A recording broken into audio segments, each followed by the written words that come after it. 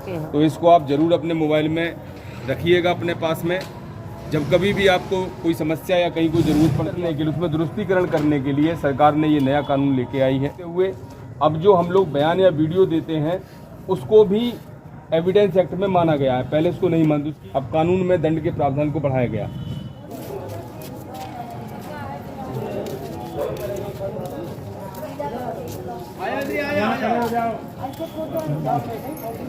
चलो अरे आ जाओ भाई,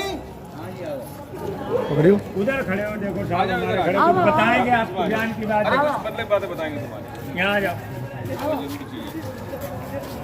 अब तुम बंद कर लो पहले मेरी। ओके सर, जी सर, दोनों काम चलेंगे। इधर हो जाओ, हमारी वीडियो आ जाएगी, फोटो आ जाएगी। ऐसे आ उधर हो जाए। जाओ, आप उधर हो जाओ, आप इधर।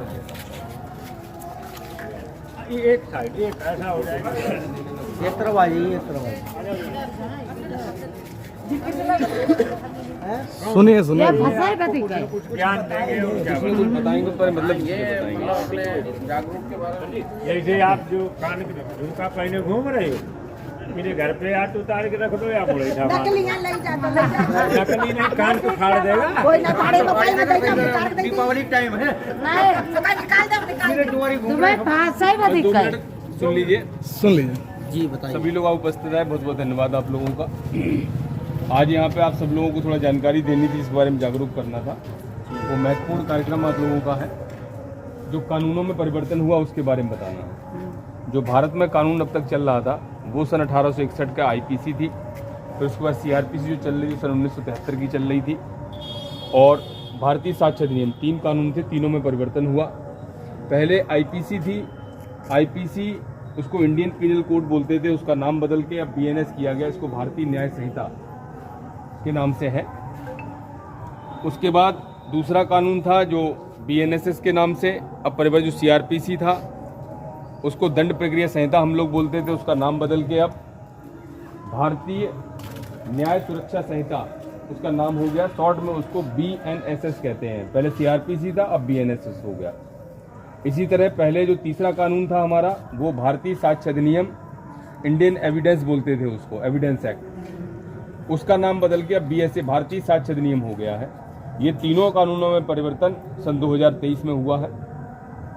पहले जो कानून थे वो काफ़ी पुराने हो गए थे, उसमें जो दंड के प्रावधान थे, जो परिभाषाएं थी, उस समय के अपराध दूसरी तरह के थे। आज अपराधों में परिवर्तन हुआ और जो जुर्माने या जो सजाएं थी वो भी कम थी, प्रक्रियाएं जटिल थी। उनको सही करने के लिए, उसमें दुरुस्तीकरण करने के लिए सरकार ने ये नया कानून लेके आई है।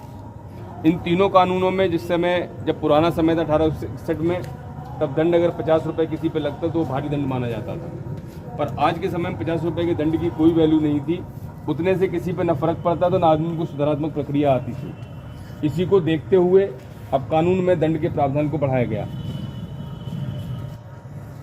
इसी तरह से जो प्रक्रियाएं थी सीआरपीसी में, उसमें प्रक्रिया होती है, वो पुलिस जो कंप्लायंस करती है, विवेचना हम लोग करते हैं। आप लोग अभियोग, कोई पीड़ित अगर जाता है हमारे पास तक, आपने मुकदमा लिखाया, मुकदमा लिखाने के बाद में फिर उसमें विवेचना होती है। तो विवेचना में टाइम बाउंड किया गया है, कितने समय में आप विवेचना पूर्ण करेंगे। इसी तरह न्यायालयों के लिए भी ये आदेश है कि न्यायालय भी मुकदमे जो सालों साल से लटके रहते थे वो लटके नहीं रहेंगे, उनको भी एक समय सीमा निर्धारित की गई है कि उतने समय में वो भी अपने मुकदमों में जजमेंट हों। क्योंकि न्याय मिलने में देरी जो है वो भी आदमी को दंडित न होना या जो पीड़ित है उसके साथ न्याय न होने के बराबर ही होता है। इस अवधारणा को मानते हुए ये दंड प्रक्रिया संहिता में जो प्रक्रिया थी उसको सरल और लचीला बनाया गया और सही उसमें जो दिशा निर्देश थे उनको दिए गए। इसी तरह साक्ष्य अधिनियम में भी जिस समय पुराना समय था तो दस्तावेजी साक्ष्य चलते थे, कागजों में बैनामा रजिस्ट्री हुआ करती, उनका विवरण हुआ करता था, या आदमी जो मौखिक कहता था उसका विवरण हुआ करता था। आज के जब बदलता परिवेश हुआ तो उसमें अब मोबाइल का जो वैलिड है, मोबाइल हर आदमी के हाथ में है, इलेक्ट्रॉनिक गैजेट्स आ गए लोगों के हाथ में, उनकी वैल्यूज़ को समझा गया, उनके इम्पोर्टेंस को देखते हुए अब जो हम लोग बयान या वीडियो देते हैं उसको भी एविडेंस एक्ट में माना गया है। पहले उसको नहीं मानते, उसकी स्वीकार्यता नहीं थी साक्ष्य अधिनियम में, पर अब उसकी स्वीकार्यता बढ़ी है। उसके अलावा थाने में अब आने में लोगों को पहले डर लगता था, अब फ्रेंडली पुलिसिंग चल रही है। पुलिस जगह जगह जाके आप लोगों को जागरूक कर रही है। हमारी महिला जो शक्ति टीम है वो जगह जगह जाती है, आप लोगों को बताती है कि आपके क्या अधिकार हैं। आप 1930 पे कॉल कर सकते हैं। कोई अगर कंप्लेंट आपको करनी है 1076 है, टोल फ्री है।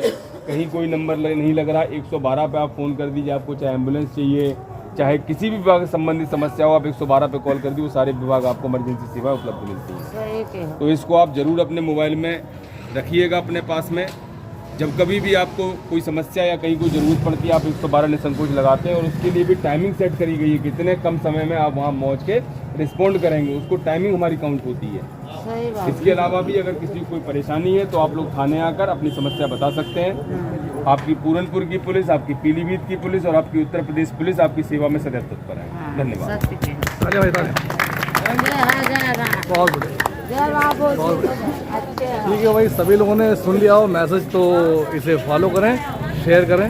Okay, thank you. पूरनपुर, जिला पीलीभीत, उत्तर प्रदेश, 26-21-22, टाइगर रिजर्व, भारत देश। जय हिंद, वंदे मातरम। Thank you.